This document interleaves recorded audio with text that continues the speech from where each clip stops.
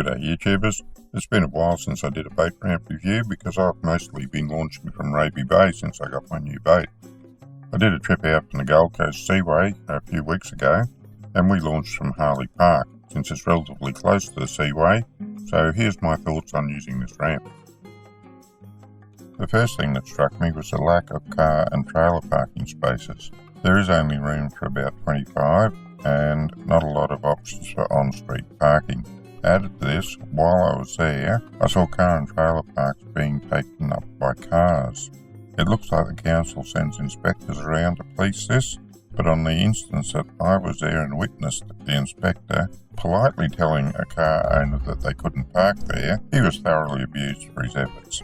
I didn't stick around to see the outcome, but by the time I left they weren't leaving the inspector any option but to issue them with a ticket. There is only one entrance into the area, and that is from the southern end, so make sure you don't go in at the exits. Also note that the driveways are only wide enough for one-way traffic, so do make sure you follow the arrows on the roads. The entrance delivers you directly into a short section where you can prepare your bait for the water. There's only room for about 3 boats to stop here for preparation. If you're going to be very long, I suggest you pull into a available car park and do your preparation there, because the order of the day here is lightning fast preparation so you don't hold up the guys behind you. It's a pretty busy ramp, and as you know, people get pretty antsy when you hold them up doing your prep. There's only 2 lanes either side of a single pontoon. The pontoon isn't all that long, so you will be in the road of other boats if you don't go to the end of it and tie off while you put your trailer away. There's no problem launching at first light, but if you're launching later in the day or returning to the ramp, you'll need to take extra care because there's a lot of people milling around and some of them don't comprehend the need to stay out of the way of a reversing trailer, especially the tourists. They seem to think they have right of way.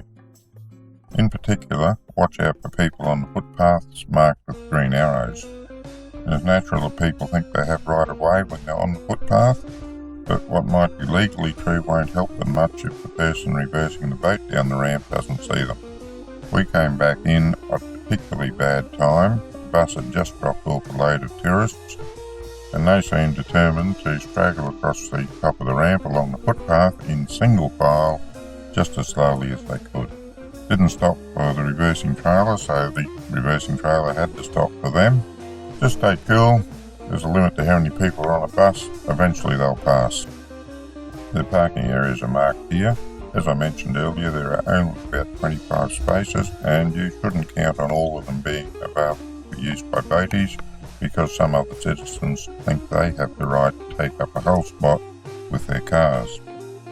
I'm told the parking fills up very quickly on a good day, so I suggest if you're planning to go there for the first time, you should have 1 or 2 alternatives in case this one's full. As always, the best way to make sure that you get a park is to get there before everyone else does. I always prefer to launch just before first light. It seems to be early enough to beat most people. When you come back off the water, I've marked the spot where you can pull over and prepare your boat for the road.